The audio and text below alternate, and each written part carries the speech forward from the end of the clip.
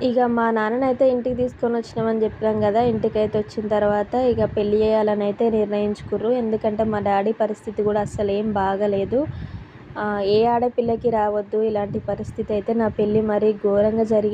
ఈ రోజులల్లో అసలు ఎవ్వరు అట్లా పెళ్లి చేసుకోరు. అంటే ముందే ఫోటో షూట్స్ అవి ఇవి ఉంటాయి గానీ, కనీసం నా పెళ్ళికి అసలు ఘోరం అంటే ఘోరంగా జరిగింది.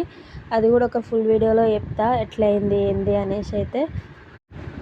మా ఎంగేజ్‌మెంట్ అయితే 2019లో అయింది. ఇంక మ్యారేజ్ అయితే 2021లో అయితే అయ్యింది.